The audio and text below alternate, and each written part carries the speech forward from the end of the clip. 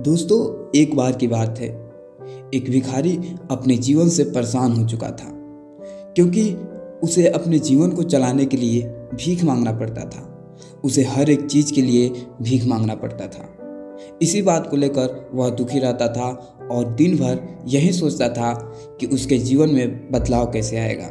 यह सोचकर वह काफ़ी निराश हो जाता था। वह हर दिन देखता कि बहुत सारे लोग निराश होकर आंखों में आंसू लिए और विभिन्न चिंताओं से परेशान लोग गौतम बुद्ध की तरफ जाते और वापस लौटते समय वे लोग बहुत ही खुश होते थे।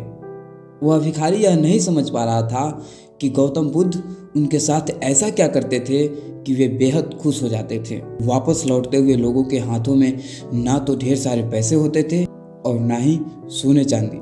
तो फिर ऐसा क्या होता था कि लोग बुद्ध के पास से लौटते वक्त इतना खुश होते थे। यह सब सोचकर वह भिखारी भी निर्णय लिया कि वह महात्मा बुद्ध के पास जाएगा और देखेगा कि ऐसा वहाँ क्या हो रहा है कि दुखी लोग उनके पास जाकर खुश हो जाते हैं। वह बुद्ध से मिलने के लिए उनके पास चल पड़ा। जहाँ बुद्ध मौजूद थे वहाँ बहुत लंबी कतार लगी हुई थी। तो वह भिखारी भी कतार में लग गया। कतार में लगकर वह अपनी बारी का इंतजार करने लगा। देखते ही देखते उसकी बारी आ गई और उसने बुद्ध से कहा, बुद्ध, मैं बहुत ही गरीब हूँ, मेरे पास कुछ भी नहीं है।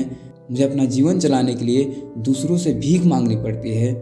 अब आप ही बताइए कि मैं अपने जीवन को कैसे बेहतर कर सकूँ। यह बात सुनकर बुद्ध ने कहा, तुम गरीब नहीं हो, तुम्हें ऐसा लगता है क्योंकि आज तक कभी भी तुमने किसी के लिए कुछ भी नहीं किया, ना ही तुमने कभी किसी को दान दिया और ना ही तुमने दूसरों के लिए कुछ किया। यह सब सुनकर भिखारी के मन में एक आशंका जग उठी। अपनी आशंका को दूर करने के लिए भिखारी ने पूछा, मैं तो एक भिखारी हूँ, मैं लोगों को दान कैसे दे सकता हूँ और कैसे लोगों की सहायता कर सकता हूँ। मुझे तो खुद अपना जीवन चलाने के लिए दूसरों से मांगना पड़ता है। यह सब सुनने के बाद गौतम बुद्ध थोड़ी देर चुप रहे और फिर उसे बोले, तुम्हारे पास हाथ है जिससे तुम लोगों की सेवा में लगा सकते हो और दूसरों का भला कर सकते हो। इसके अलावा तुम्हारे पास मुंह है जिससे तुम लोगों से अच्छी अच्छी बातें कर सकते हो और दूसरों का हौसला बढ़ा सकते हो। यह सब करके तुम दूसरों की सहायता कर सकते हो। जरूरी नहीं कि दान सिर्फ पैसों से किया जाए। हम चाहे तो शिक्षा का भी दान कर सकते हैं, चाहे तो अन्न का भी दान कर सकते हैं। ऊपर वाले ने अगर किसी को पूर्णतः अच्छा शरीर दिया है तो वह गरीब नहीं है, वह बस दिमाग से गरीब है। उसे इस विचार से हटकर दूसरों की सेवा में लगाना चाहिए। बुद्ध की यह बातें सुन लेने के बाद वह भिखारी बहुत ही ज़्यादा खुश हो गया और उसका मन अब संतुष्ट था। हम इस बात की चिंता में समय बर्बाद करते हैं कि हम गरीब हैं, लेकिन यह सत्य नहीं है। सत्य तो यह है, जब तक हमारा शरीर पूरी तरह से बेहतर है तो हम उसका उपयोग करके आगे बढ़ सकते हैं और खुद के जीवन को बेहतर बना सकते हैं।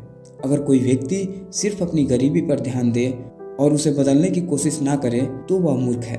हमें इस कहानी से यह सीख मिलती है कि दान सिर्फ धन का ही नहीं, शिक्षा, भोजन, अच्छे विचार आदि का भी किया जाना जरूरी है। अगर आपके पास धन नहीं है तो आप शिक्षा का दान कर सकते हैं या फिर आप दूसरों के लिए अच्छे विचारों का भी दान कर सकते हैं। इससे समाज बेहतर होता है। आज की यह कहानी आप लोगों को कैसी लगी हमें कमेंट करके ज़रूर बताइएगा। अगर आपको अच्छी लगी हो तो इस वीडियो को लाइक ज़रूर करिएगा और अपने दोस्तों के साथ शेयर करिएगा ताकि उनको भी इस तरह के अच्छी अच्छी कहानियाँ और अच्छे विचार मिल सके। धन्यवाद।